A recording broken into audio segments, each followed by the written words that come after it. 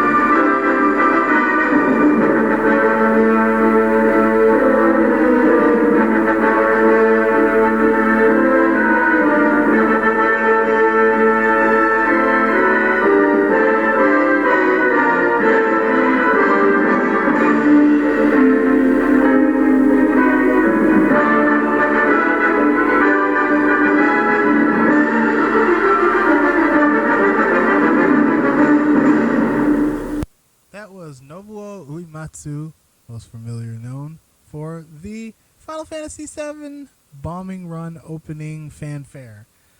There's a reason I've started the show with that. You probably can guess it. Final Fantasy VII Remake, because we got to talk about that. Final Fantasy VII Remake.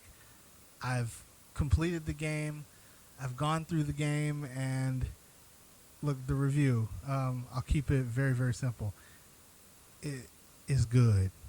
It's very good. In fact, I'm going to get on my soapbox here and say after the disaster that was the second half of Final Fantasy 15, and in my opinion, the joke that was Lightning Returns and 13-2 and all the little side stories to Final Fantasy 13, I don't ever want to see Square Enix produce another game that is half-assed. I don't want to see it no more. I don't want to see no more half-assed games, no more not quality storytelling. I don't want to see it anymore. And I don't want to see it anymore because Final Fantasy VII Remake has told me that you are capable of so much more, Square Enix. This is like talking to one of my students when, you know, they got Fs for whatever reason and they come back and they get an A on their paper. Don't ever let me see you fuck something over again like they did with Final Fantasy 15. I have to get emotional about that because if you remember, when we actually, you're going to love this one. When we started the show in 2009 on A Gamer's Escape, that actually was one of the topics. That was one of the first topics I talked about because Final Fantasy Versus 13, which became 15, was largely anticipated. They had shown the tech demo on PS3 technology and everything, and it was cool, man. We were buzzing about that thing for about, I want to say 10 to 12 years. We were buzzing about that thing. Finally it comes out, and right after the Leviathan fight, it seems like the game is rushed. It seems like they ran out of ideas. It seems like the budget is rushed. It's not a complete game. And then you have the Royal Edition, which kind of changes some things in the game and adds a whole nother element of the game, and it was just crap. It was a disaster. I can't speak for Kingdom Hearts because while I do own Kingdom Hearts 2, I'm not that big of a Kingdom Hearts player. I know, I'm sorry, I apologize. I just couldn't get into it because I'm a Final Fantasy guy. Man, Final Fantasy VII Remake. They have been teasing us with this one for, well, I want to say close to 17 years. Well, I mean, we waited 20 for the remake, 23 to be exact. But, I mean, they'd even shown, I do remember them saying or showing something like this on with PS2 graphics and then PS3. They were always teasing us with this. Anyways, Final Fantasy VII Remake is outstanding. Square Enix truthfully has a winner on their hands with Final Fantasy VII Remake. They have a franchise. I want to say that they have a franchise. You're going to understand why I say they have a franchise. And actually, at this point, I'm going to give you the warning in our special show that if you have not completed the game, go ahead and switch my show off and come back after you've completed the game. Don't come back to this episode of the show until you've completed the game, because from here on out, I'm going to be jumping around a lot, but there's going to be intense spoilers and thoughts on those spoilers. Okay, so here's your warning. Here's a little blank space. All right, if you're not gone by now, I assume you've completed it or you don't really care. So, Final Fantasy VII Remake. I see a lot of fans, purists, complaining that it's been Nomurad. It's been Nomurad. You know what that means if you're a fan of the Kingdom Hearts series. Like I said, I'm not a big Kingdom Hearts guy, but some of them are saying it's been Nomurad. They're very upset about the final chapter.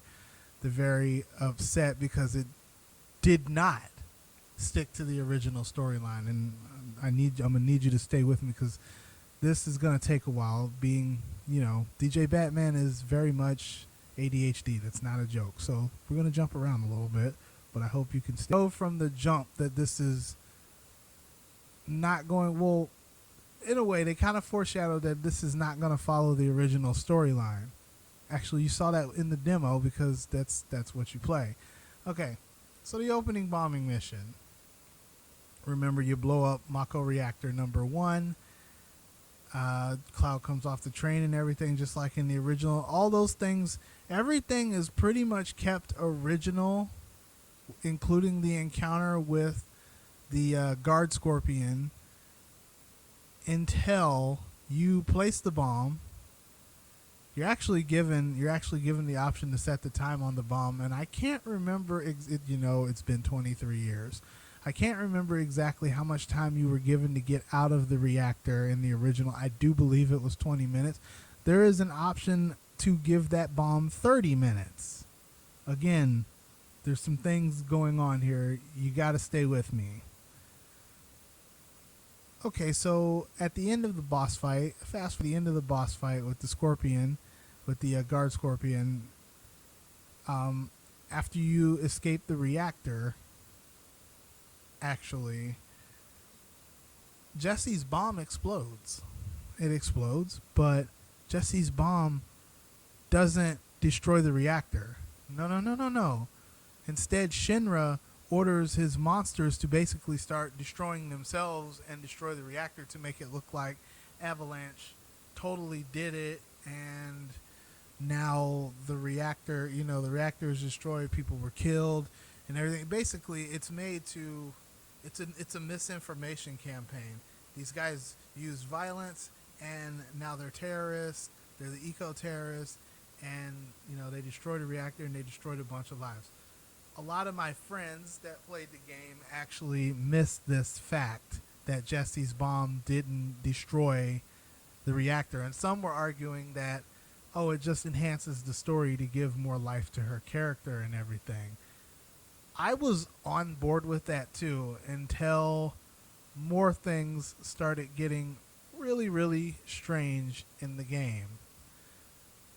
Fast forward to, obviously, with Sector 7 being PS4, things are expanded. This is supposed to be a full-length game. Things are going to be expanded and everything. Oh, sorry. My KCON talk is going off on air, guys. Sorry about that. Obviously, this is going to be a full game and everything. Some things are going to be different. But Sector 7 was already, the slums were already, it was a slums, it was a town in itself. But remember, Avalanche HQ is under the bar in 7th Heaven in the original Final Fantasy VII. It still is. However, you're not given the option. When Cloud first walks into the 7th Heaven bar to meet Tifa, he isn't given the option to give the flower to Marlene.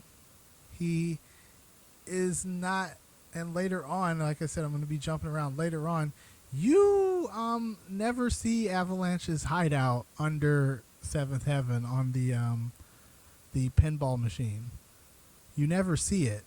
I don't know why nobody's pointing that out. It's not a completely useless fact of the story. The fact of the matter is, Cloud never saw the Avalanche HQ. He never saw Jesse being like, oh, wow, my bomb did a lot of damage or anything like that. But also, when Tifa takes him into town to show him where he's going to be staying, it's implied that Cloud stayed at the 7th Heaven bar, and the 7th Heaven is actually a lot bigger. But in this case now, Cloud has an apartment, and Tifa is his next door neighbor, as well as this gentleman, 49, which is one of the Sephiroth clone reunions. That we'll get into that later. The stuff starts to get weird from there. The Whisper show up. These cloaked, ghost-looking things. They showed up when you were going down Loveless Street and you run into Aerith. Now, also, they showed up in Sector 7, and they even, before the second bombing mission, injure Jessie so that you have to take her place on the team. Again, it's easy to miss some of the things that were going on here. We'll get into what they are later. So with Jessie injured, you have to take her place on the mission. But also, there's the inclusion of Biggs, Wedge, and Jessie. Biggs, Wedge, and Jessie are given a lot more life in this version of Final Fantasy VII. Like they're given, there is background to these characters. Jessie has a family that lives topside. Wedge volunteers at the school that Aerith takes care of. Or not Wig. Not wait. I thought I said Biggs. Anyways, Biggs. Wedge. Wedge is he likes to eat. He has cats. Wedge wants to be helpful, but thinks that he's in everyone's way. It's very interesting to see these characters portrayed and play out the way that they are. Now, naturally, playing the game, you probably would have thought that with this remake, they're giving more life into the characters of Biggs, Wedge, and Jesse, setting you up for it to be even more emotional when they meet their what we thought was inevitable end. And again, stay with me on that one. We thought that their inevitable end would be after you return from the wall market and the Don Cornero arc and everything, after the sewer and the train graveyard. We thought that, that would, be there. Also, the train graveyard. There's a boss fight in the train graveyard. That wasn't the case in the original. There was no real storyline to the train graveyard, except there were definitely ghosts there. There's a whole storyline about that, and I think Aerith can hear them. So the Whispered show up when you get back to Sector 7, and everything is going to shit. Barrett and everybody are fighting on the plate. Wedge flies off just like in the original, and this is where I assume in the original, if I'm remembering correctly, Wedge actually dies here. Like, Wedge dies from that fall, or he's seriously injured enough that he can't get away from the plate falling, and he dies under that plate. Okay, Wedge is able to get up after Aerith takes care of him for some reason, and he helps her get to Marlene, where she strikes a deal with Sung, who then takes her into custody for Shinra. But back to this plate and the Biggs, Wedge, Jesse story arc. You see Biggs, you assume Biggs dies on the plate too, because he goes unconscious. He's gravely wounded. He goes unconscious. The Whisperer are constantly around him, the Whisperer are constantly around him in this. I'm not sure if they intervened in his injuries or they were trying to intervene. Oh, I'm giving away what the Whisperer are here. Okay, so basically, the Whisperer, at the end of the game, it's revealed to you by Red 13 that Whisperers are arbiters of fate. And basically, they intervene to keep things along the storyline that you know, the future that you know. The Whisperer there to protect it, to preserve it. Things have to have a steady flow. And it gets complicated. Anyways, back to that whole plate scene. Okay, Biggs goes unconscious again. It's a very emotional scene, and it's just like the original Final Fantasy VII, where basically it's the end for Biggs, Wedge, and Jesse. And at the end of the boss fight, the plate drops, the escape, and everything. There is a whole chapter afterwards. Barrett says, we got to go back. We got to go back and at least find our friends. Like, as in, like, maybe pull their remains out. You get back to Sector 7. That's another thing. Like I said, I'm sorry. I'm going to be jumping around a lot. There's another part of the game that breaks off from the original storyline. Things happen very differently, is what I'm trying to say. Now, remember the wall market scene where Tifa is on the back of that chocobo drawn carriage, and she's heading to Don Cornero's mansion to get intel on what's going on. Well, Cloud and Aerith are in the playground, and they see this. Cloud actually runs to the carriage and talks to Tifa. Tifa tells him to go back to Sector 7 and regroup with Wedge and Jesse and Biggs and everybody. Also, there's a secret tunnel to Sector 7 that you were about to take but did not take during that time. Okay, now fast forwarding through the Don Canero part and everything, it's a great part of the game, by the way. Back to that plate, the plate has fallen and everything. There's a tunnel to get back to Sector 7 where you will find all the background characters that were, like, particularly the manager of the apartment. I think her name is Meme or something like that. And yeah, she's alive. There, a lot of people are alive. Remember, when Sector 7 collapsed, everybody died in the OG version. Everybody died. Wedge, Biggs, Jesse, they all died in the original. Now, you find Wedge and his cats in an underground facility that's a Shinra test facility under Sector 7. Again, I assume this doesn't exist in Final Fantasy VII OG. There is no test facility under Sector 7. So Wedge has survived the platefall. Wedge has survived the platefall somehow. You go through the game and Wedge comes up again when you enter the Shinra building. Also, again, like I said, disclaimer, I'm jumping around, but when you're walking up, remember when you had to climb Wall Market, you had to climb to the top to, the Shinra building and everything? Well, here's where it starts to get weird. Now you're using a grappling hook to go up the wall. So there's no batteries or anything that you had to connect and the wires that you had to climb and everything like in the original. So you use a grappling hook, you fight a bunch of enemies. Actually, you encounter a boss that you encounter in the original at the Shinra building. And it's the helicopter thing that's shooting ordnance at you. You encounter this on your climb to the top to get to to Shinra HQ. And if you remember, you see a boss similar to this in the original in the elevator with Barrett, Aerith, and Red 13. There's a lot, like I said, there's a lot that's different here. Entering the Shinra HQ, you can still do the stair thing where Barrett's commentary is very much gold. You also find out that Tifa's in better shape than most of the party. You start to slow down as you get to the top as Cloud, and Tifa is just killing you guys. Man, it was crazy.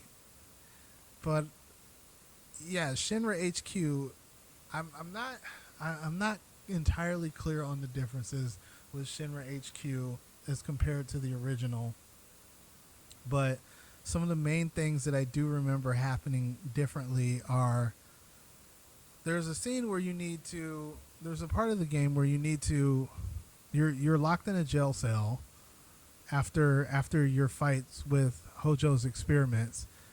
And actually, we need to back up a little bit more because how you meet Red 13 actually happens a little different too. You fight a boss first, and Red 13 is still in his test pod.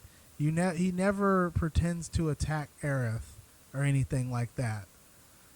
Now, going forward, Cloud goes into this coma thing and wakes up in a room with Tifa, Barrett, Aerith, and Red 13. And Aerith informs him that this is the room that she used to stay in when she was a little girl.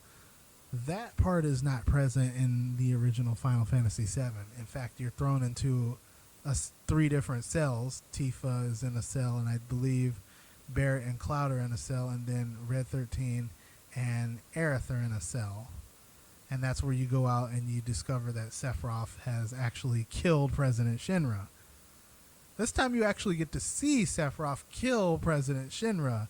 He also kills Barrett, who is brought back to life by the Whisperer. Remember, they are best described as arbiters of fate. There was a line by Red 13 that said this was not the death that fate ordained for you when the Whisper brought him back. So the story has already been altered there, but where it really starts to jump off the rails is chapter 18. Chapter 18, everything. Actually, I noticed that things were different in Shinra HQ as well.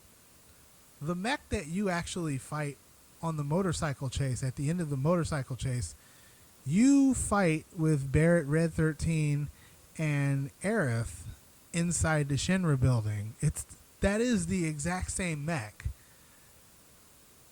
Once you get the motorcycle, there's another mech that you have to fight on the road in the motorcycle mini game, and yeah, it's not a staged fight like at the end of the freeway like it was in the original. Instead, more crazy stuff happens. Sephiroth appears. The Whisper becomes your definite enemy. Like, they definitely want to take you down at that point, and you fight something called the Harbinger and some other stuff. And basically, if you run assessment materia on these guys, like you check it out and you check out the story behind them, it said something about an entity from the future. Wait a minute. I have it on my phone here. It was very interesting to read it though. Basically, remember, they're arbiters of fate. They're there to make sure that things stay along the timeline that you know of. So, like, I've posted this to my story on Facebook as well. So, the best description it gave was... Still trying to find it, guys. Here it is. An entity from a future timeline that has manifested in present day. It fights with a sword to protect the future that gave shape to it. The other Whisper also fight with what I assume to be the same weapons as Tifa and Barrett. So they're fighting for the future that gave birth to them. So you're in a sense, you're fighting future, or from that timeline, Barrett, Tifa, and Cloud. So yeah, an entity from a future timeline that has manifested in present day. It fights with a sword to protect the future that gave shape to it. This is when you kind of can figure out here things are not going to play out the way they were supposed to.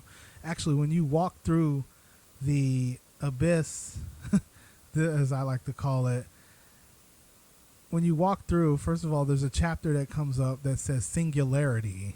And if you know anything about a singularity, I'm a bit of a Trekkie. A singularity basically pulls everything through a black hole, and we don't know what happened to it. Like, it's a different timeline.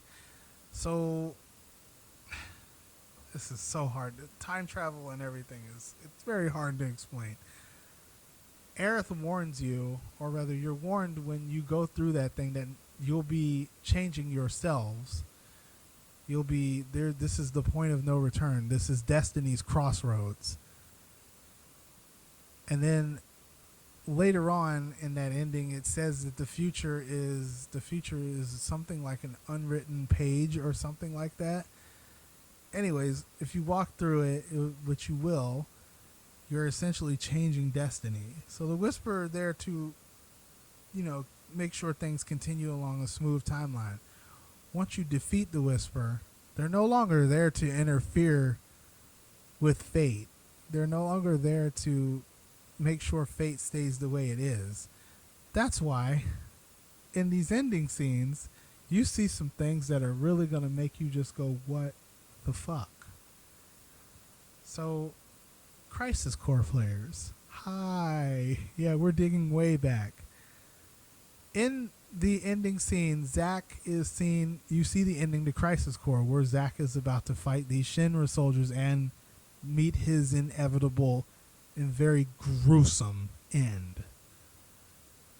So it flashes through that dream sequence, and then it flashes at the end. It flashes through to that sequence again, where Cloud is knocked out from Mako poisoning, and Zack is like, is that all of them?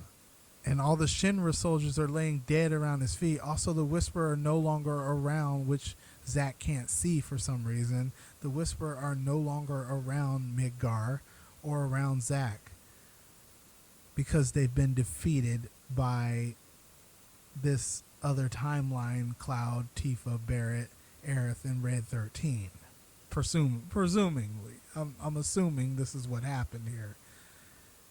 So Zack lifts up Cloud and they head toward Midgar, and the ending scene. Well, first of all, there's a snack pack, like a pack of crisps that go by that shows Stamp. Basically, Stamp is the mascot for Shinra's army and everything, except for it shows a different breed of dog on this snack thing. Now you can see the same bag of chips with Stamp on it, but the dog is a different breed. The dog is, I can't remember what they said the dog was, but it's a totally different breed. Stamp is a propaganda tool, and it's also the tool that Avalanche uses to message its members in plain daylight. Like, you follow Stamp's nose, and that tells you the direction to go into something that is Shinra. It was done very well. Anyways, that snack pack crosses by Zack, and they kind of pause it for a minute. You can see that the dog's a different breed, and Zack and Cloud are walking toward Midgar, and as it ends, Cloud, the Cloud we just played through the game with, is standing by Aerith, and then you see knocked out Cloud and Zack pass by Aerith, and Zack lives. Essentially, there's a timeline where Zack lives, and then at the end of the game it flashes these words: the unknown journey will continue. Now, a lot of the pure Final Fantasy VII fanboys and girls are really upset by this, and they're like, oh, it was false advertisement, they told us it was a remake, it was anything but. This is a sequel. This is a complete I don't know if you could call it a sequel, but this is a complete reimagining of the franchise. This is its own franchise. Final Fantasy Remake, I have a theory here. Remake did not mean that they were going to remake the game and put it in PS4 graphics, a one-to-one remake. No, if you wanted the original story, buy the original game on PSN and play it on PS4 with the updated, sort of remastered graphics. It's not a remaster. It's a remake. The game has been remade.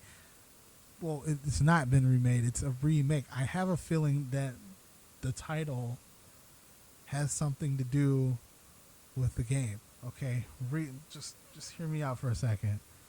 Remake doesn't mean the game is a remake exactly, but rather remake your future, remake Fate, remake, the universe, remake. It's been remade. So when you defeated the Whispers, you remade your Fate. You've redone it. I think remake is part of the title. It's a title in itself. It's a timeline. So you have the remake timeline, and you have the original, the OG timeline, if you will. So, yeah, it's its own franchise. It very much ended like, it didn't have an after credit scene, but it very much ended like a Marvel movie. That's the best I could come up with on that. Final Fantasy VII Remake is its own franchise. It's its own. The developers have been freed from the constraints of the original timeline. I don't know if this means Aerith will not die in this timeline. I don't know if this means Zack will not die in this timeline, but we've clearly jumped off into a time paradox or alternate universe where people who were supposed to die, things that were supposed to happen, did not happen. Sector 7 is being rebuilt. Remember, the original Final Fantasy VII, everybody died. That didn't get out. Everybody died.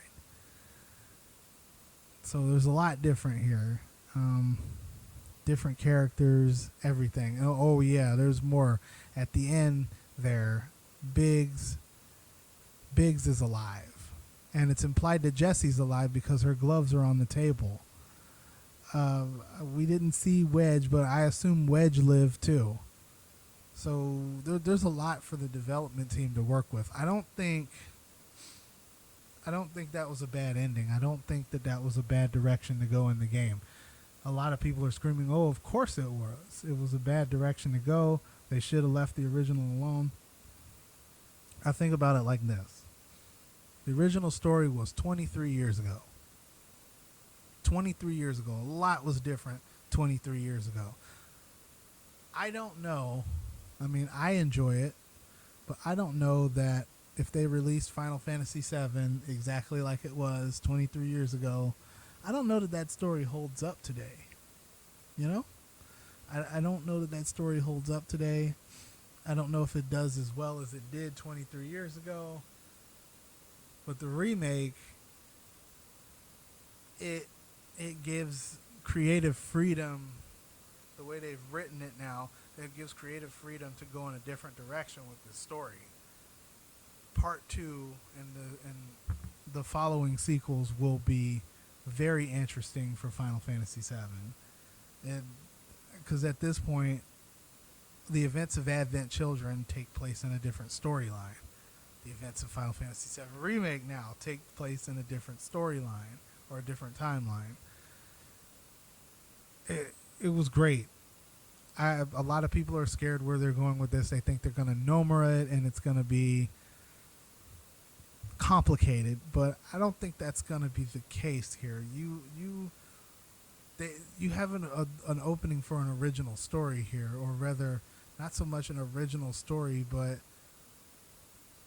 things like fate and all this, and like Sephiroth. I mean, another thing I didn't get to mention is Sephiroth seems to have very good knowledge of the original storyline, or at least alludes to things. I feel like he's aware that he's going to fail. Because there's a scene where he and Cloud are fighting and he's like, not yet. It's not time yet. So, man, you cannot, I don't understand how you can be mad about what they've done with this video game. I mean, I guess you could be mad if it's not the game from 23 years ago, but you need to understand that not everything is meant to stay that way. Anyways, that's just my take on Final Fantasy VII Remake. I give it a 10 out of 10. I can't wait for the sequel. I really hope Square Enix doesn't take 10 years to release the sequel or close the story out. This is good. The only thing that Square Enix should be working on, the only games that they should be producing for the next 5 to 6 years is Final Fantasy VII Remake. Like the continuation to the story. Obviously, we know the sequel's going to be on PS5. PS5 is backwards compatible, so don't expect to see a remake port. But yeah, here we go. It's its own sequel, man, or it's its own franchise. Here we go. Anyways, with that said, that's my review on Final Fantasy VII Remake. It's a very good game. You should go out. You should get it. You can't go out and get it right now because of the lockdown, but you should get it digital if you can. You should play it. You're going to log at least 35 hours in it. I didn't even do the side quest. I'm doing my second playthrough of it. And yeah, you're going to love it. I think you're going to love it. Anyways, that's my review on Final Fantasy VII Remake. Like I said, you are going to love it. There's no timeline on the part 2, or there is a timeline, but it's not a solid timeline. PS5 should be coming out here with an event in a few weeks. You know, it's been, or in a few days, it's been delayed because of the George Floyd protest. I wouldn't even call it a George Floyd protest. We're going to get into that. Man, I got to talk to you guys. Anywho, first some music, then we come back. We're going to talk to you guys on a full-on subject, and I mean, usually I do the You Got Me Fucked Up segment. I guess this could be part of it, but we gotta talk. Anyways, to the music.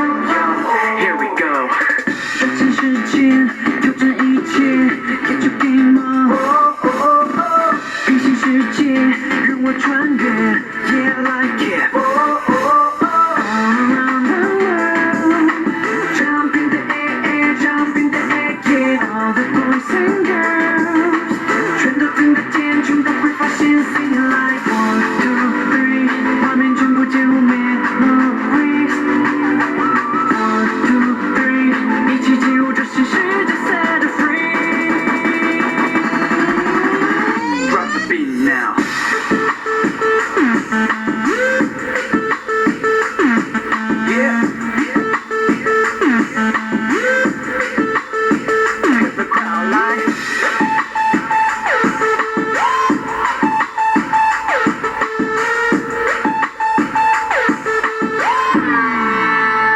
here we go. competition, get your game on. Competition, can you feel that? All around the world, jump in the air, jump in the air, yeah. All the boys and girls, 全都听得见，全都会发现，sing it like 1, 2, 3，画面中不见无 memories。1, 2, 3，一起进入这新世界 ，set it free。Hear the crowd go. Hear the crowd go.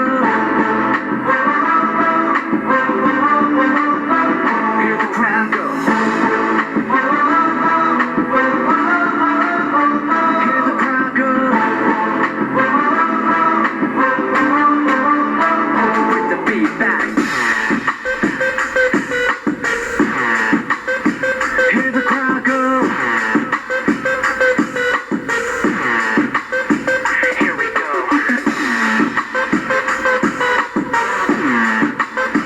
Hear the crowd go.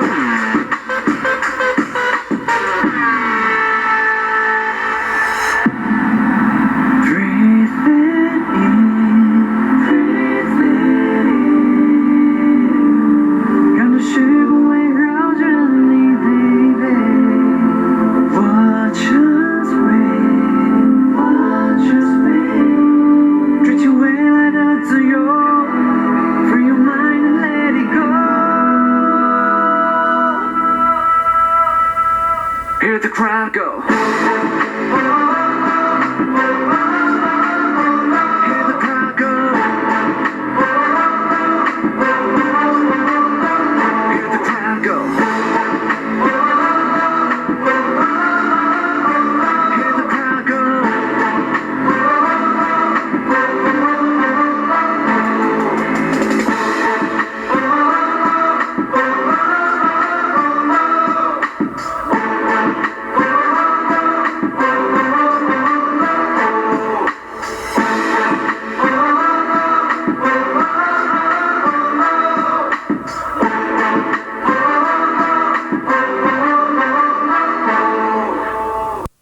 I want to talk to you guys in no particular order regarding the recent events in the last few weeks.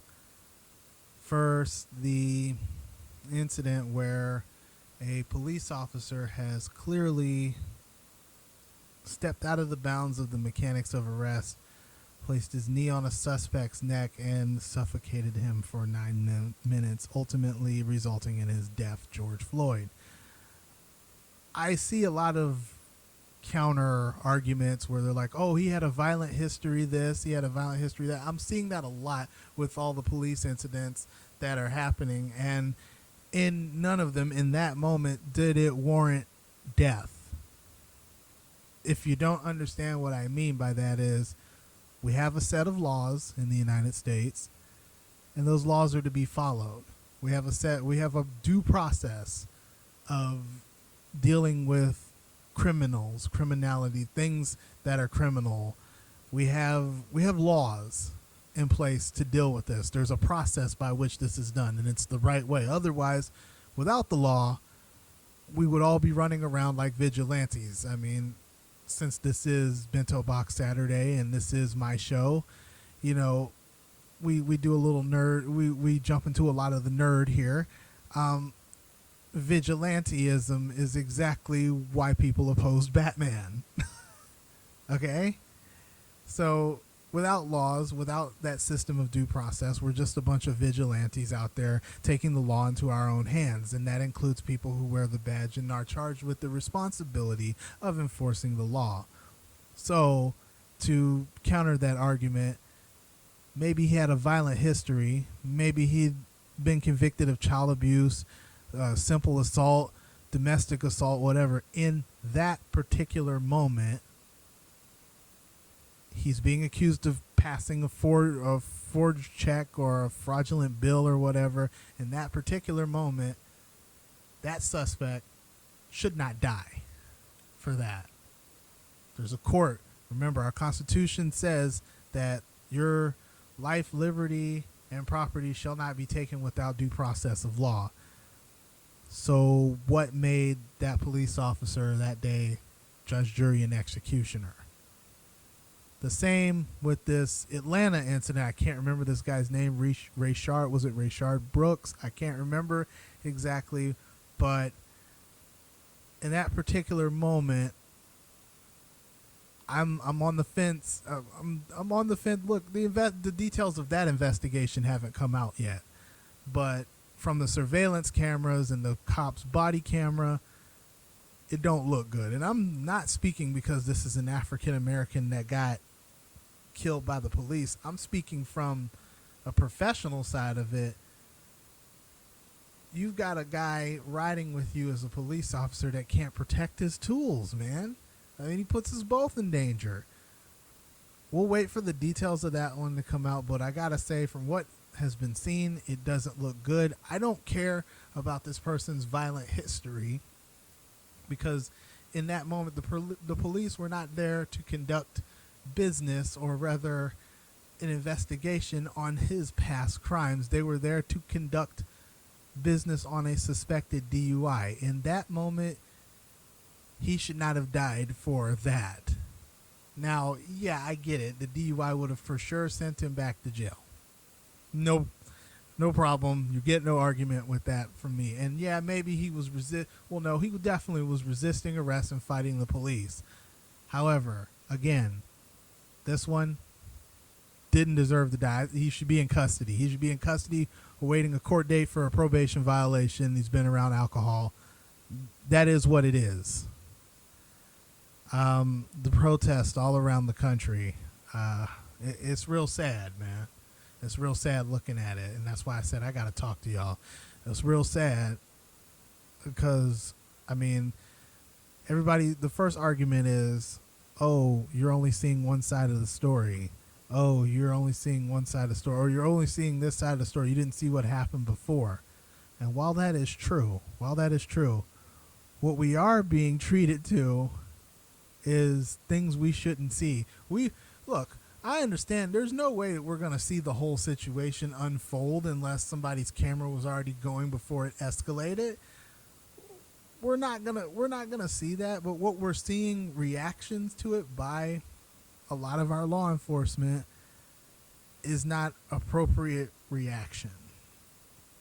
If you don't understand what I'm saying here, maybe it's justified reaction, but I think it's time to have the conversation about reformation and better training. I've been doing martial arts since I was 7 years old. I've had the privilege of training law enforcement officials and security officials on restraint. I've worked in special ed, so I myself have to be trained in restraint and all kinds of professional assault crisis, reactions and stuff like that. All of that stuff. I have to be up to date in it. I have to be certified in it. Otherwise, I don't work. Anyways, in no martial arts program, and I've trained under a lot of instructors, a lot of world-class instructors, a lot of former world champions, Linda Puglisi. I've trained under Bruce McGee, trained under Andrew Anderson. I've trained under Mendez. You name them. I mean, I've known people in the martial arts circle for years, and the thing is, the first thing that you're taught when you're a white belt and you're learning some of these choking techniques, like hell, when I learned the rear naked choke as a teenager, we were taught to use discretion, use responsibility, because yes, if you do this technique, you could in fact kill somebody and then you're in trouble. Okay, so that being said, that out the way, no martial arts program have I ever been in, or restraint training program have I ever been in, was I taught to put somebody, have my knee on somebody's neck area for 9 minutes, or any amount of time for that matter. In fact, it's frowned upon that they even teach you locks and stuff like that as a younger kid. Actually, a lot of dojos won't teach it to you till you're at least a brown belt or an adult. And I mean, what I saw was disturbing, man, because like I said, I've trained law enforcement officials, and none of the law enforcement officials that I have ever trained or been a part of their training program have I ever taught anyone to, do a takedown and restrain with their knee on somebody's neck like that. It's disturbing to watch because I have that experience in the field, and I'm like, this is not an effective way to gain control of the situation. Are we in a street fight? Are we fighting for our life? Or are we trying to take control of the situation? And the purpose of the police is almost always to take control of the situation. What I saw with the George Floyd incident, and I had to stop watching, it wasn't right. There were ineffective. It was just ineffective technique. Another one I seen was, I guess there's this viral video out there of the police in Compton, LAPD, got recorded, or it was either LAPD or LA Sheriff's Department got recorded. They're in the back out there. This guy's screaming, "I'm down, I'm down." They're like, "Get on the ground. I'm down, I'm down. I'm on the ground. I'm on the ground." And I mean, 3 officers rush in and they're like gang kicking this guy and kneeing him. And the lady screams, "Why are you beating on him?" All of a sudden, the guy's factory reset, and they're like, "Holy shit, hey, calm down." And, oh, we're back to normal. We're back to restraining this guy and putting him in cuffs. I won't get into the team aspect of it, because I mean, there's like these videos I've seen 2, 3, 4 officers on these people, and I want to talk about the bad training. First of all, we'll skip around. Atlanta, you got an officer who's not protecting his tools. Rayshard gets a hand on this officer's taser, and he runs off with it, and then maybe, because again, we don't know the details, maybe it looks like he turns around to shoot the taser at the officer, but then it looks like the officer possibly may have shot this person while they were running, and they turned around after he shot. We can't tell from the footage, and that's what makes that all the more disturbing. The whole thing could have been prevented if we were protecting our tools when we were in the struggle with the suspect. And this is taught in academy. You are always to protect your weapon. I don't know what to say on that one. It was ineffective striking. Again, ineffective striking, bad de-escalation of the situation. They didn't try to de-escalate or anything like that. They were hard aggressive the whole time, and when it should have been, look, you look a little drunk here, I'm gonna have to take you to jail for driving under the influence, and please place your hands behind your back, something like that. I mean, but again, he was gonna fight anyway. But I just a more clear incident would be the LAPD beating on the officer. The male officer starts beating on this suspect after he's already in cuffs. Like, he slams down his sunglasses, says "fuck you," and he starts like hitting the guy with really ineffective punches, and the partner just stands there and just lets it go. Like, she kind of puts her hands on him, then she just kind of lets it go. We got to stop this. We got to stop. If your partner's out there wailing on a guy and beating the shit out of him, I mean, and it's wrong, it's wrong. I mean, even if the guy, hell, let's say the guy's a child molester. If you know that the amount of force being used is not okay, and you're possibly being recorded, you're a public servant, we have to have an avenue for the good officers to step in and hold their fellow officers accountable. I mean, I'm held accountable every day as a special ed teacher. My friends, my fraternity brothers, they're held accountable every day in their teaching professions. Some of them are police officers. they're held accountable every day. We have to start holding each other accountable. And I don't know what law you pass to facilitate that, but we have to come up with something to hold our law enforcement officials to a higher standard. We're supposed to hold them to a higher standard already. I mean, sheriff's academy will drop you for posting off the wall shit on your social media, making gang poses, any little thing. Like your associations can get you dropped from your class in academy. So I mean, if we're holding cadets to this standard, we have to continue to hold police officers to the standard. Law enforcement officers have to be held to the standard. The United States military is held to this standard daily. So, oh man, it's painful to watch because as an African American, as a black person, I understand why we're angry. I understand. I don't condone burning up your cities, attacking police officers. I don't condone attacking anyone. I don't condone burning up businesses or anything like that, but I would be lying to you and extremely short-sighted and among other dirty words that I won't repeat here to sit here and tell you I don't understand why. I understand why it's happening. I understand why there is anger. There is anger because for too long we have not been listened to. The voices protesting peacefully, the Colin Kaepernicks taking a knee at the football game, the Megan Rapinoe standing during the national anthem at the World Cup, not singing. Those peaceful protests were not listened to. So instead, now you're gonna get, to take a line from Bad Boys 3, Bad Boys for Life. Will Smith. There's a very interesting scene. Will Smith says Martin's character Marcus gets his ass completely handled by a suspect, and after he gets knocked out, Will Smith's character Mike says, Dr. King has tapped out. Now you're going to get Brother Malcolm by any means necessary, as he draws a gun on the guy. What he means by that, for anybody who doesn't understand that reference, what he means by that is the time for peace and de-escalation and diplomacy has passed.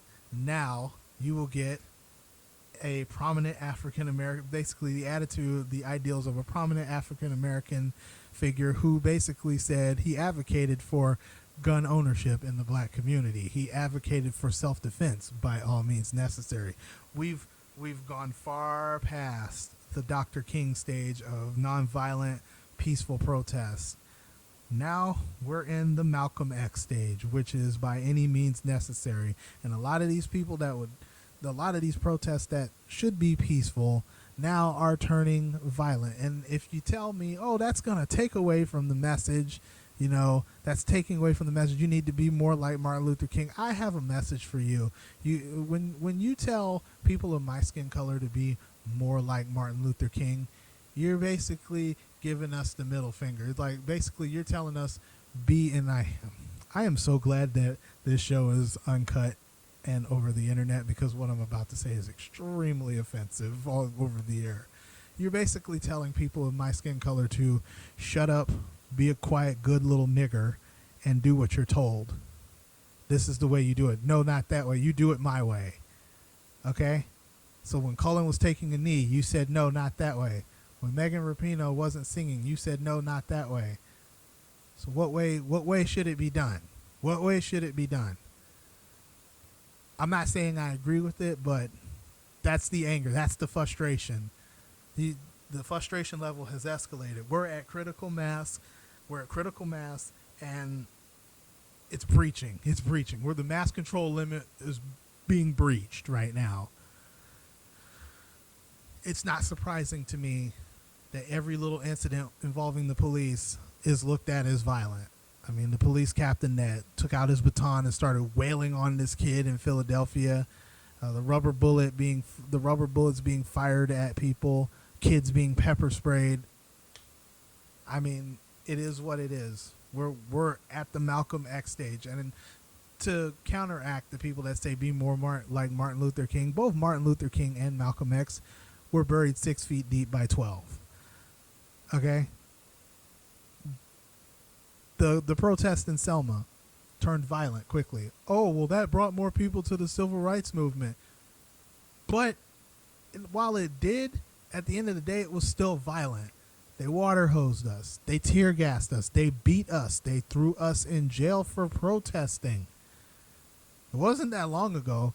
My mother is still alive. My mother is old enough to remember that. My grandmother died in 2009, but she's old enough to remember being kicked out of a library for wanting to check out a book because niggers weren't allowed to read in 1936 in the South. Okay? I mean, where else do we go with this, man? Like, sorry, I'm trying to maintain my calm here, but I want to talk to you about these protests because I think it's important. Long time ago, when I was about 5 years old, and keep in mind I was 5 years old in the 90s. I was born in 86. I'm not that old. My parents, particularly my father, sat me down for a conversation, and this is gonna, I don't know how this is gonna affect you, but when I think about it in retrospect, I'm mad, but I'm not mad at my father or my mother. I'm mad at the society that created this situation where they felt they needed to sit down their 5-year-old son and talk to them about this. When I was 5 years old, I was told never, when I grow up, never to visit a store twice in one day because they'll think you're stealing. I was told always pull your pants up, try to wear a belt, never let your pants sag, don't wear a tank top outside, don't look like you're arguing with anybody, don't argue with the police. When you start driving, if the police pull you over, immediately pull over. If it's nighttime, turn on the map light, get out your driver's license and registration, have the window rolled down. Don't ask questions, just hand it to them. And then after that, keep your hands on the steering wheel where they can see them. That's just a few I can think of. Always cut your hair. Nobody's gonna hire a guy with nappy ass long hair. I've always, granted, I like that cut, but I've always gotten a skin tight fade. Never done anything else with my hair because it's rooted in, but understand something, it's rooted in systemic racism. Why I get my hair cut like that. Because I think that society would view me as a thug if I had my hair out in an afro or cornrowed or anything like that. And yeah, I don't like to walk around in tank tops, even in the summer. Even at the pool or the beach, I don't like to walk around in a tank top. I like to have some sleeves on my shirt because I don't want to be seen as a thug. Even in foreign countries, my girlfriend doesn't understand why I shave my beard and, I get my hair cut. And I had to explain to her, it is rooted in systemic racism. She just, as a Korean girl, she just didn't understand, why I would always want my hair cut like that. Always, like, there were all kinds of rules. I don't think I was ever told not to stare at a white girl, but my father used to try to facilitate me avoiding interaction with white women. That went away over time because we moved to California. But he kind of, he never directly said it, but ultimately that was what he was getting at, avoid white women. Particularly, he was talking about the southern types that we were dealing with in D.C. and in Florida. And I'm not mad at him for it. I'm not mad at my father for it. I'm mad at the system that created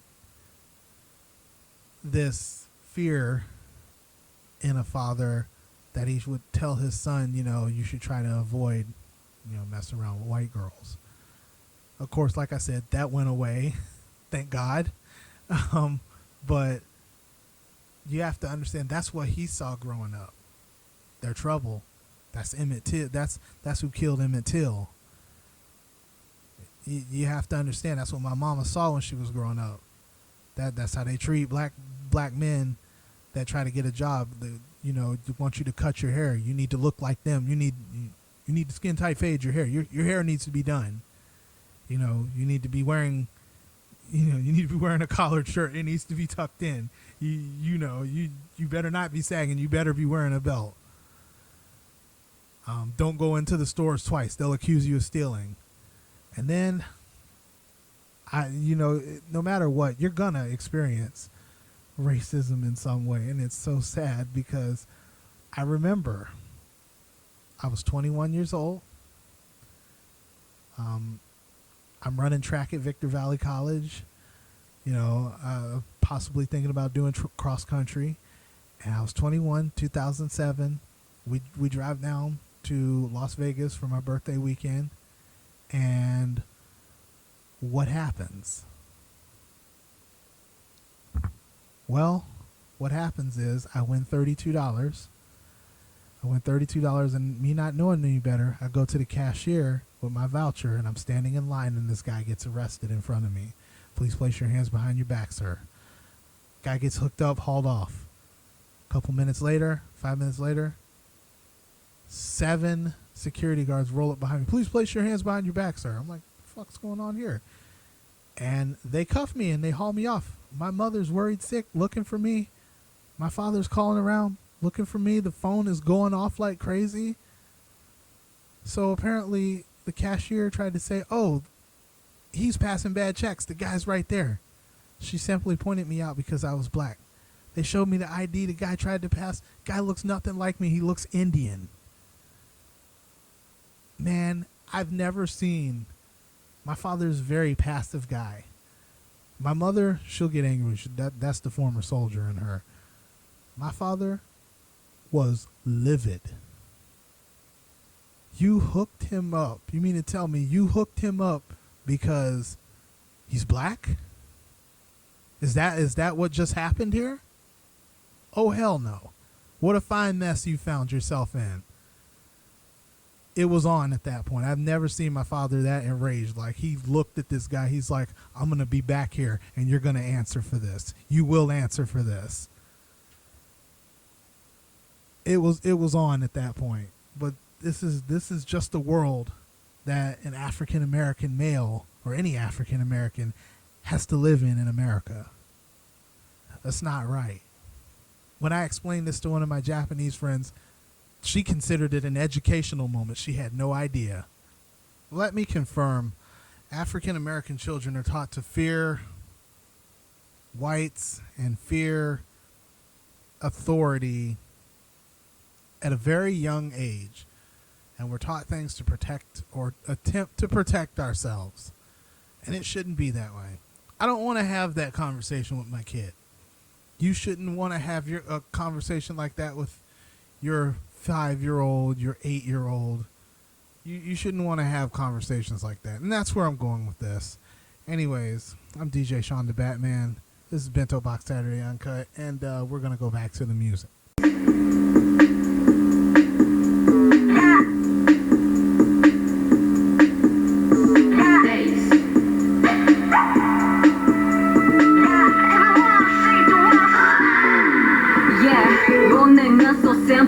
새겨져 이미 딤플 날 바라본 그때 머리가 빙글빙글 심장소리 만들어 미친 듯이 달리고 이제 시작인 걸 짜자잔 brand new chapter 빠라바라빙 빠라바라붐 쾅쾅쿵 빠라바라빙 빠라바라붐 멋지군 내 계획대로 생각하는 대로 밀어붙여 your motivation 놀란 네 피카피카부 완전 feel so good 즐겁게 라라라 모두 다 who are you I live for you 설레는 이 바로 나야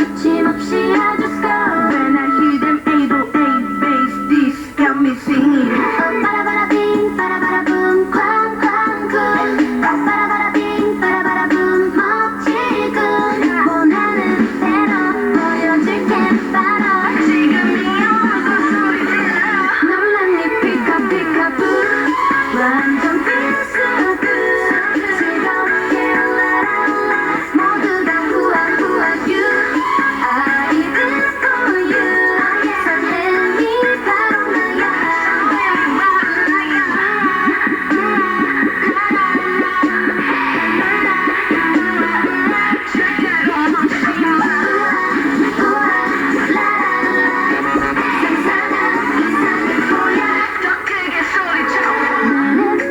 뭐든지 말해봐 새로운 세계가 되어줄 테니 It's magical 받아봐 내 맘을 받아봐 네 거야 yeah yeah yeah 놀랐니 피카 피카부 완전 feel so good 즐겁게 라라라 모두 다 후아 후아 you I live for you 설렘이 바로 나야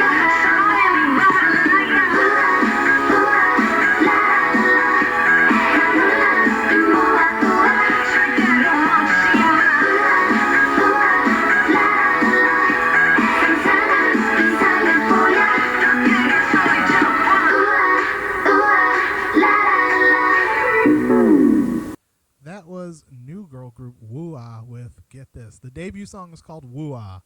Anyways, we're back on Bento Box Saturday Uncut. Your host, DJ Sean the Batman. Hey, so Eyes One once again broke their record for, well, they broke their own record. I mean, nobody can beat me like I can beat myself. You've heard that term before. Anyways, that's not what I'm getting at here. I had been saying since the inception of Produce 48 that I thought that it was a dangerous, well, I didn't, not in a bad way. I thought it was a dangerous deal for AKS, who manages the AKB 48 groups, or the 48 family, basically. I thought it was a bit of a slippery slope when they announced Produce 48, the Produce 48 collaboration at Mama Japan in 2017. I thought that, you know, the reason why it was a slippery slope is you were opening the door for Japanese talent to come to Korea and gain, possibly gain more popularity worldwide outside of Japan than, and maybe even more popularity than they would have had inside of Japan themselves as a member of AKB48 or HKT or SK. Is SK? Yeah, I think SKE. Any of the 48 groups.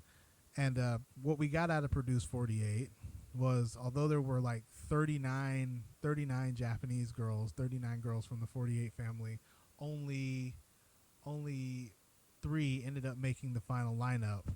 There was another one that went ahead and graduated her group, and she debuted in Rocket Punch, but that's not what we're here to talk about. We're here to talk about Nako, Sakura, and Hitomi. I've been following Eyes One pretty hard. I'm a huge Cheon fan myself, but it's really interesting to watch the dynamics of the J line. The J line is probably the most popular members outside of Korea, like globally, with all the Western countries that Eyes One promotes in, everywhere that Eyes One promotes, even honestly, even somewhat in Korea, everybody, all they talk about, well, all I hear that they talk about is Sakura, Hitomi, and Nako. That being said, the contract is supposed to, originally it's set up to end in 2021. I'm not sure if that's been pushed because of coronavirus and then the X1 controversy with CJ and E, which ultimately resulted in X1 disbanding. But Eyes One is in the clear. Eyes One has been promoting. They've broken their own records. They had a huge set last night at KCON TACT, which is the online iteration of KCON this year because coronavirus.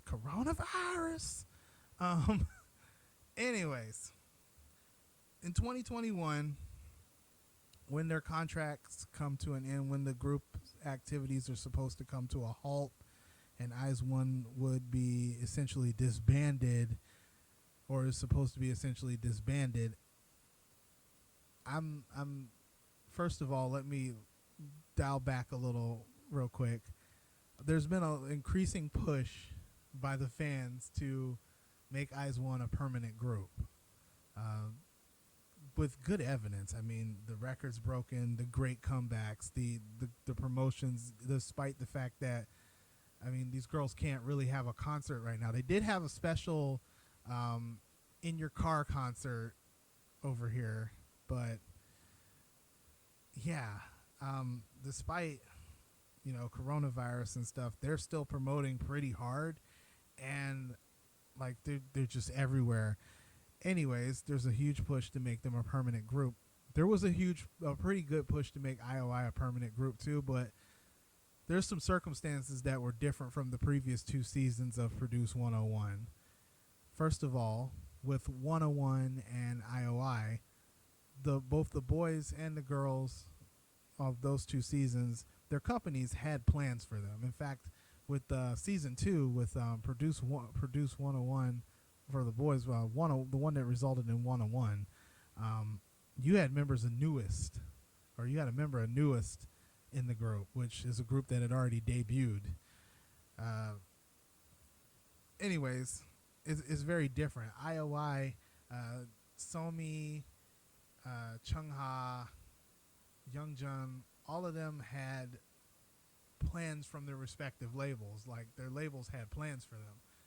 In this case, I haven't heard anything about any plans regarding the Korean members of Eyes One. I don't believe there's any plan for a member like Cheon to join a group. The only one we could think of was that me and some of the behind the scenes staff with Bento Box Saturday could come up with was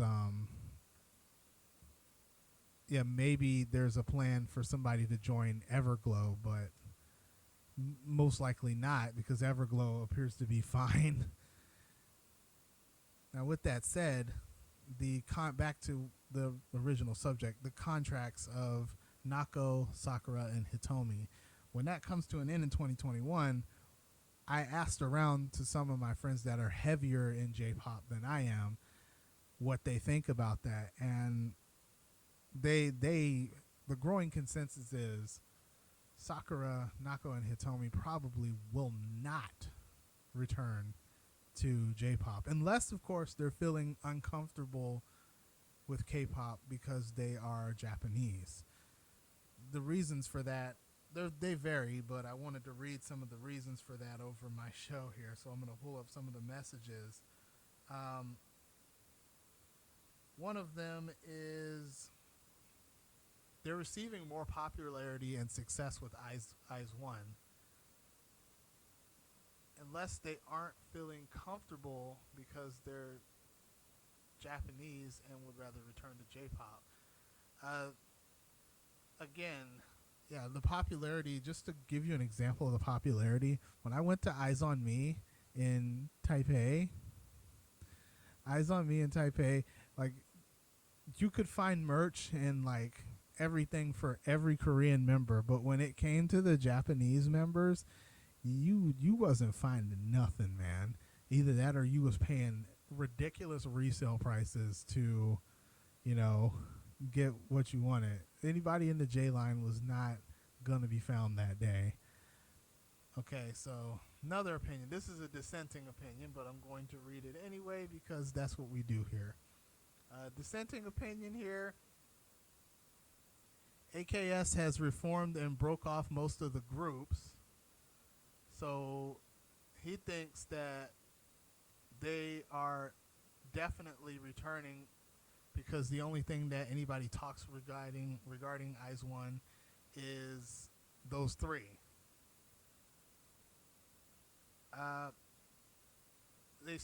AKS still retains control of Eyes One, in Japan. That may be spun into something different, who knows? But he doubts that they don't have plans for them outside of Eyes One. I can respect that opinion. The thing is, I mean, how do you take popularity like that and the work that the judges and the trainers and stuff put in on Produce 48, and then return it to, the 48 groups. And this is not to knock any member of the 48 group, but if you remember Produce 48, one of the areas the Japanese contestants were lacking in was dance. That was like in one of the very first episodes. They were lacking in dance. In fact, one girl straight got an F. It was pointed out as a cultural difference, and that cultural difference was, it was more about being cute than actually, dancing and putting on a show. Whereas Korean pop, it's a show. It's dancing, it's theatrics, it's everything else. In fact, even some of the reviews in Mama Japan in 2017, where there was the IOI AKB48 collaboration, was that the Koreans were superior dancers. IOI was superior. There was superior dancing from IOI.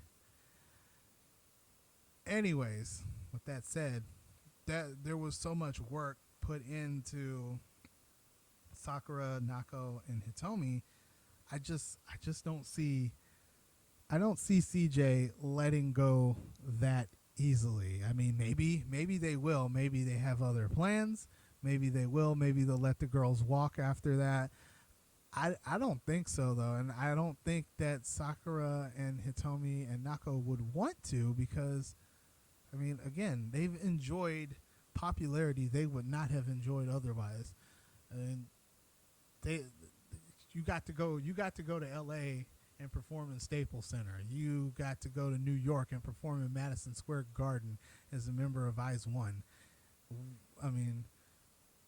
Japan, I understand Japan is their home, and the 48 group is their family and everything, but they weren't getting this in Japan.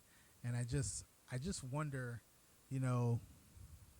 what the plans are for them going forward. It has to have been brought up by upper management if there's an avenue to keep them on board. It has to have been. There's no way. We're talking money here, and they bring in the money.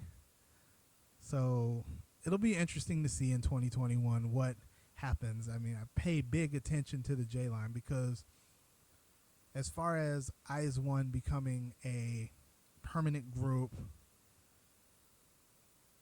I think it all depends on, I don't think it depends on the Korean members so much, because CJ and E&M, they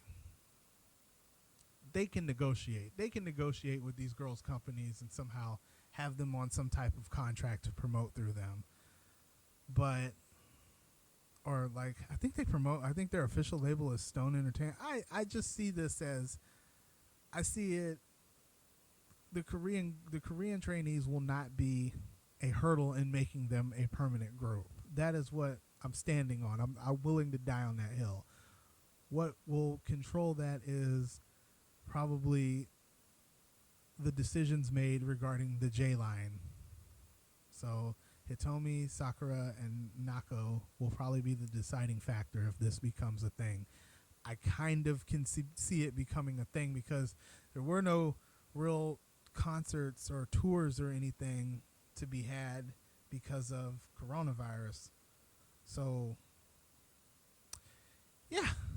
Anyways, with that said, we're going to play some IZ*ONE, and yeah, we'll be right back.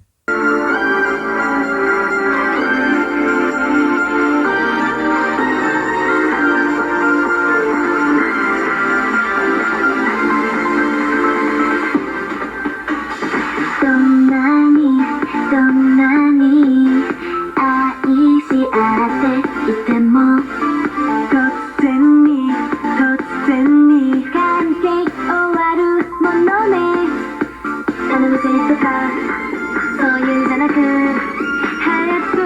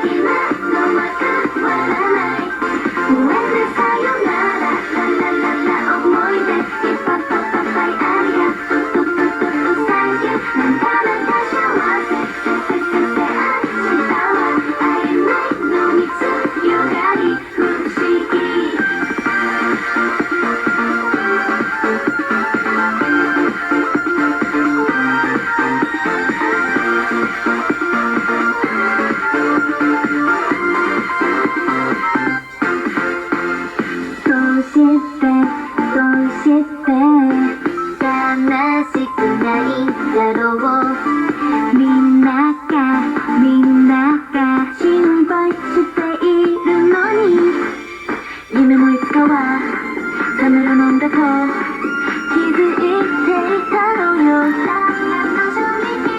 振り返っても後悔していない好きにさよなら慰めとかいらないし余計明日の近いままわな海の寂しさを感じない前向いてさよなら背中を押して勇気をくれたずっといいとあなたに会えてよかったハーブレイク最高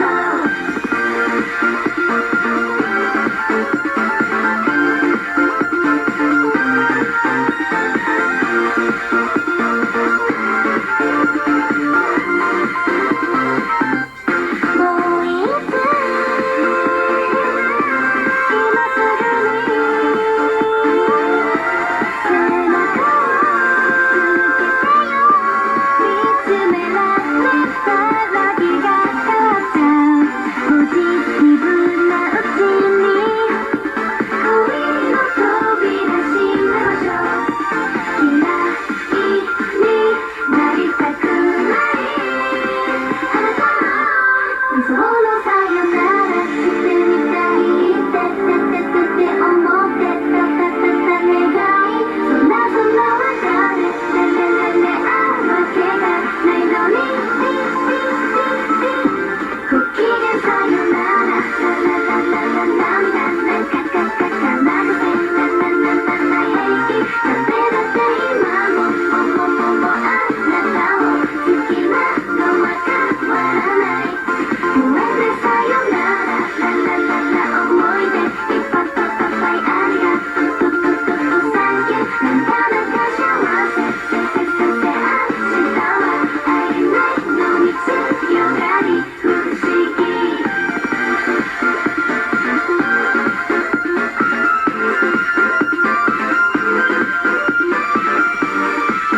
嫌さ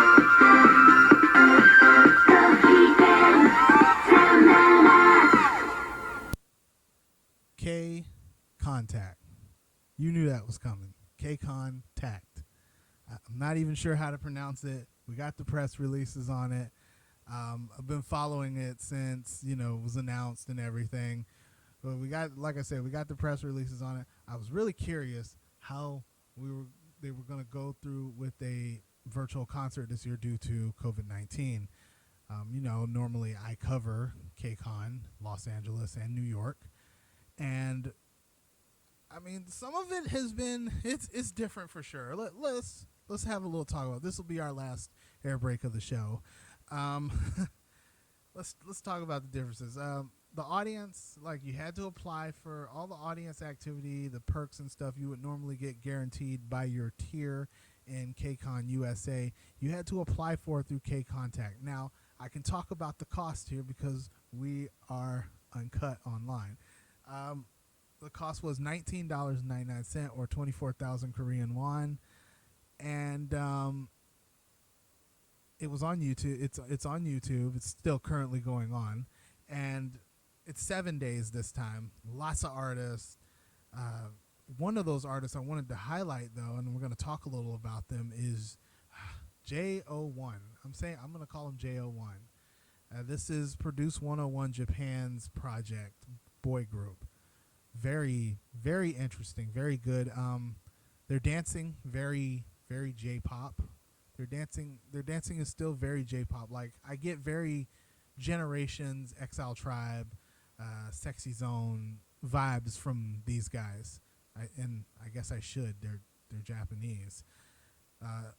All the members are Japanese, and yeah, it's a boy group. The singing, the vocals are really good, but I wanted to talk about where it seems like CJ is going in the direction in other countries. CJ appears to be going in the direction of permanent groups. That's why I brought up the Eyes One thing on the last break. They seem to be going in the direction of permanent groups. Keep this in mind. With Japan, this is pure genius here. With Produce 101 Japan, first of all, you don't have to worry about any of the boys having to enlist. I don't believe Japan has a mandatory conscription law. They're a self-defense force. You don't have to worry about a few things. J-pop stars tend to be a little bit older than K-pop stars. They tend to debut, they do debut around the same age, but they tend to last. They have a longer shelf life. That's not to say that K-pop stars don't have a good shelf life, but Japanese idols have a little bit longer shelf life in Japan. Generations, when we interviewed Generations from Exile Tribe, I do believe one of the members was an 86 liner. I have to check that. I have to fact check myself. I don't want to look stupid, but yeah, Generations from Exile Tribe, I'm pretty sure one of the members, or at least a few of the members, were around my age. That's kind of rare in K-pop, especially with the girls. The girls are debuting younger and younger, but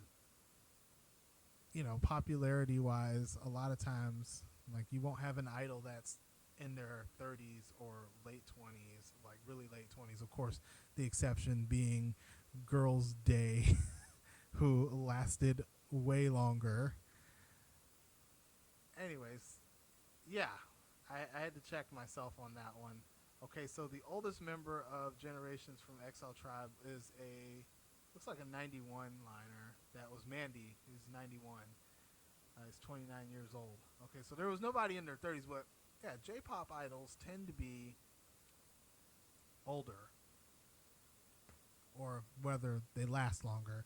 Anyways, I think CJ's definitely hit a gold mine there, because if they can get JO1 where they are supposed to be, like promotion wise and stuff, you don't have to worry about losing that talent for 2 years, that momentum for 2 years because of enlistment. Anywho, back to KCON TACT. Everything is done digitally. It's just like going, I guess in a way, it's like going to KCON. If you've ever been to KCON Japan, I'd say it mirrors that a little more, with the whole application thing and the way the meet and greet is set up. Everything is going through a Zoom call. So if you want anything, everything is going to go through a Zoom call, and looks like you're going to sit in the room for a little bit, and then they're going to go live. It's kind of interactive. Obviously, it's not the same. Like when they announced Monster X, I would have killed, and I feel sad saying this, I would have killed to have a Moon BB screaming in my ear behind me. Yeah, man, it's just not the same. I'm not saying it's bad. KCON TACT is actually really good. They've got the augmented reality stage and everything, and the fans are appearing behind the group like they're actually at the concert. And I guess you could be jamming out at home, but there's a few things I have to be critical here, because I'm a non-commercial show, and I don't actually take payment on anything. I do take donations, but I don't actually take payment on anything, so I'm not paid by anybody to say what I'm going to say here. KCON TACT is great. I think the concept is great. There's some production things that I think are a little bit of a miscue.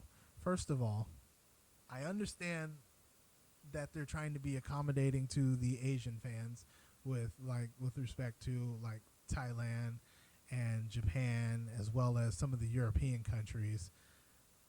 I think Dubai, I saw a fan from Dubai the other night. But starting the show at 10 o'clock KST, Korea Standard Time, which would also be 10 o'clock JST, Japan Standard Time, well, it seems a little insane. I mean, maybe not so much insane. I guess the Japanese fans could indulge, especially if they only wanted to see one group and you can come back and watch the rest later. But for the American fans, for all the American fans, this thing, you are going into your Zoom chat room at like 4 a.m. and you are watching till about 9 a.m. I think it would have been better here if KCON TACT would have went on right now. Like, well, not like right now, but like during the day in Korea. Like, let's say about 11 a.m. Korea Standard Time, which is about 7:24 or 7:24 or so p.m. Pacific Standard Time. I think that would have been better because that's 10 p.m. Eastern Time. That's 7 p.m. Pacific Time, and it's 11 a.m. Korea Standard Time. However, I understand Koreans and Japanese students are back in school, so that wouldn't be good for them. That wouldn't be fair for them. It's really interesting. Also, and I understand that this is law at play, but none of the interaction activities could be participated in if you were under the age of 20. K-pop in America, under the age of 20, well, K-pop's for everyone in America, so we can't really say that, but I saw some frustration from some fans about being under 20 and not being able to participate in some of the fan interactions, the fan events like the meet and greet, and I guess there was an opportunity to possibly get a private video call. I don't know what that was about because I didn't win that. I guess I won audience for Oh My Girl. We'll see how that goes tomorrow night. With that said, though, KCON TACT, again, very different. I just think that there's some things there that could be improved on. Another thing, production. Well, I understand it's augmented reality and everything. There was a few technical difficulties on night one. During the boys' set, looks like the chat actually came up on the bottom of the stage, and somebody was talking about they couldn't hear the sound. You know, I don't know, man.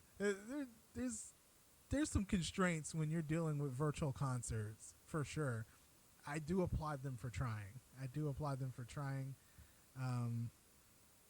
Definitely got no problem with that price point. KCON will never be that cheap again. Although I'm not sure what KCON looks like when it comes back as a full-on live event. I think the high touches are out due to COVID, unless we're talking about the world getting vaccinated. I think the high touches are out. I think,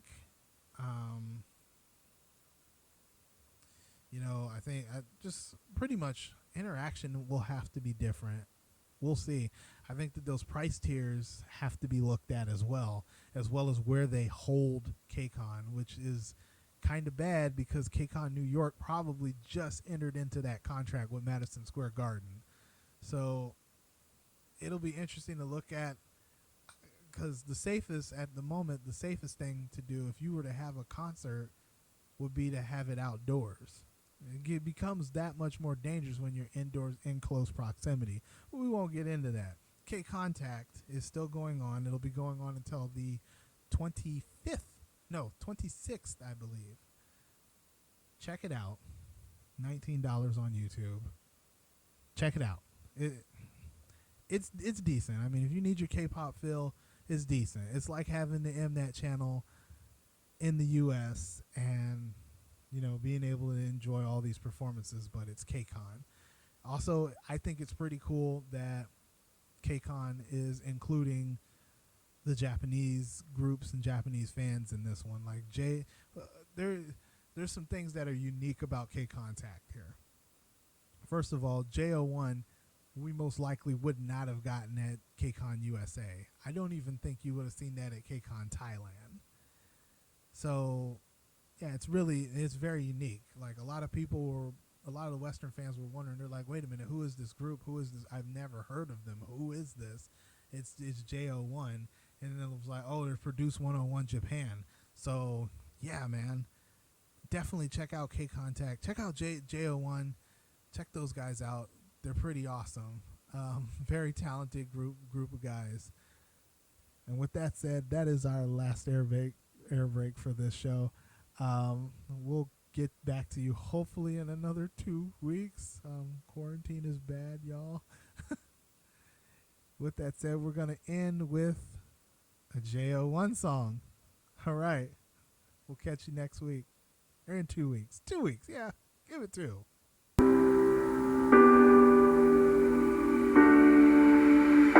着々と上げてくその時みんな抜け出してくんだ深い深いどこまで全てが変わって生まれ変わる Baby baby to lose control 好き勝手ラス道限りない夢をつかめもう行こう不安目を閉じたら広がる世界が見えてくるほら行こうよもっと叫べ壊せ起き上がれもっと光れ Grow up 可能性と目せ燃え立つ炎本当の自分を見せてそれが無限大無限大月を見てほしい無限のパワー起き上がれもっといけこのまま空気になると無限大大勢から無視思い出すよふと俺のことが見える追い越せないだろうそれが無限大任せ流れてくままゼロとハリそれ以上の価値君とファンタジー Baby baby to lose control 止まるなんて知らない限界を超える瞬間もう世の冬は目を閉じたら夢見た世界が本当の自分を見せてそれが無限大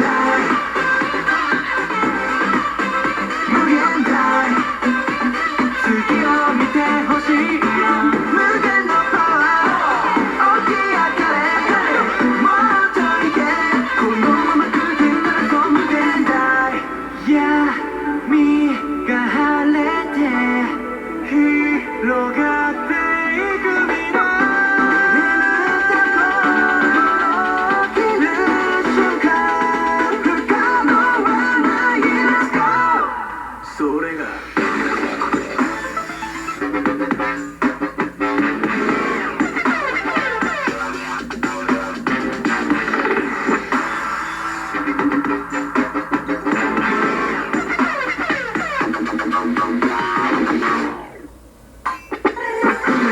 反則はしないよ追い越させないよ心配任せて No way 昨日の君とはさよなら Baby 無限のパワー起き上がれ正解なし制限なし全てをかけよう無限大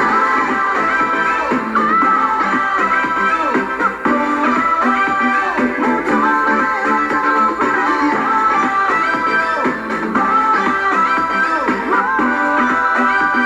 挑戦を受けてやるよそう無限大 Okay, let's talk about that one. I lied about that being the last air break. That was JO1 with Infinity. They are Produce 101 Japan's project group. And as I said earlier in the show, I think that CJ E&M is onto something really cool here. This is, you get a permanent group out of this. You get to market in Japan. You get a permanent group out of this. You're not going to lose them to enlistment because Japan does not have enlistment requirements for JSDF. Sounded good. The dancing, I feel like the dancing is a cross between J-pop and K-pop. And what I mean, I said this earlier, I think the dancing, if you get a chance to look at this video, you should check it out. The dancing reminds me of, it's got a very Sexy Zone, very Exile Tribe vibe to it. I mean, they're not like hip hop, pop, lock, and dropping and like breaking like Exile Tribe does, but like the smooth, fluid moves. I've always said that boy groups in Japan tend to, well, for the most part, they're heavier dancers. Their vocals are good, but they're like heavier dancers. The dancing for the boy groups in Japan is on a different level than the girl groups. I know it sounds crazy, but if you get a chance, check it out, and you probably will find yourself agreeing with me. I think it's also one of the reasons why the 48 family girls struggled and produced 48 on the dancing. Like, the vocals were not bad, but like I said, they struggled in the dancing. There was a lot of work done with Nako, Hitomi, and Sakura to get them to the level that their Korean counterparts were. And yeah, anyways, with Produce 101 Japan, like I said, this talent was pretty much ready made for them. You get good vocals, good dancing, you get a permanent group, and the shelf life on the group is going to be a little bit longer than most Korean groups. Most Korean groups, I mean, you're going to have your fan base when you get into your 30s and stuff, but you know, the enlistment and everything, stuff affects that. With the Japanese boys, though, these guys don't have, these things are not there.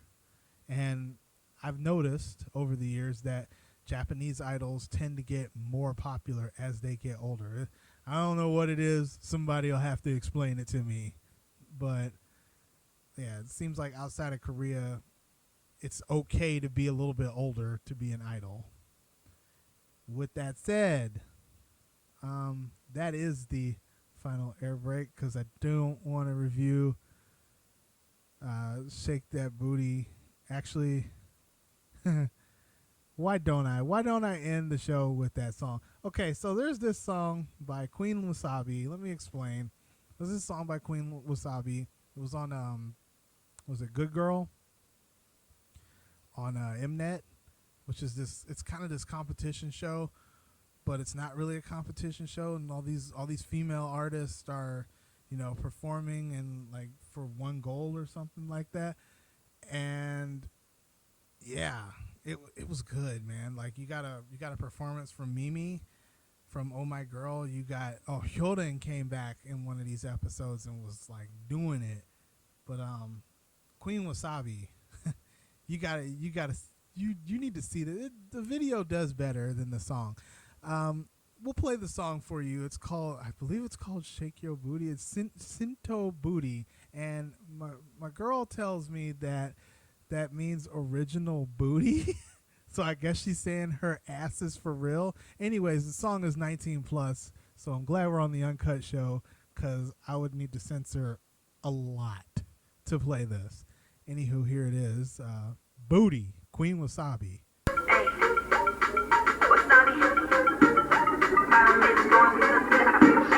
누나 엉덩이는 신토 부리 쉐이크 부리 부리 에이 나는 신토 부리 부리 신토 부리 쉐이크 부리 부리 에이 우리 언니 엉덩이는 신토 부리요 이건 한국의 부리요 다같이 쉐이크 댄스 부리요 지체 말고 너의 부리요 Stack like a chance with me, 이건 나의 destiny I got some chill rapping, the fucking Sin City 난 벌어패서 우리 관계는 personal 남자보다 더 많은 돈을 원해 cash more 태웠죠, 이건 나의 투시를 될 거니까 rich quick 오늘 일은 shoot stop body 찾아가 깊은 밤에 불씨를 숨기는 건 난 싫어 한 번만 더 히로 He says hi 이런 거는 처음이야 say make fuck tight 이런 것이 나의 type 나는 남자들과 함께 riding 이건 틱이 아니고 fucking rowdy 썰어버릴 거라 더 많은 blue cheddar 시커매서 난 엎어버릴 game changer 쉴드 밀리 말고 what's beat up trendsetter 누나 엉덩이는 신토 부리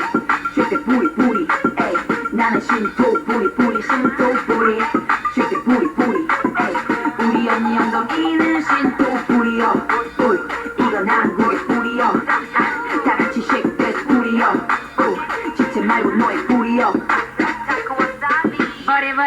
버리 담아와 내 바지 안에 큰 바나나 에이 먹으면 내게 바나나 야한 만점 게다가 말도 발사 야 우리 지금 만나 야 만나 맛을 한번 볼까 깔릴 준비됐어 그럼 밤새워 식사 야해 지금 봐야 해 비 기밀리 딘 답변 디세로 우리가 배워 우리는 배우 우리는 성인 배우 하고 빼고 수학을 포기했어 친구들이 최고의 도피를 세 누나 엉덩이는 신토 부리 방금 봤지 나의 각선미 봐봐 너의 세 번째 다리 누나 엉덩이는 신토 부리 쉴때 부리 부리 에이 나는 신토 부리 부리 신토 부리 쉴때 부리 부리 에이 우리 언니 엉덩이는 신토 부리요 이건 한국의 부리요 다같이 shake that 부리요 지체 말고 너의 부리요 누나 엉덩이는 신토 부리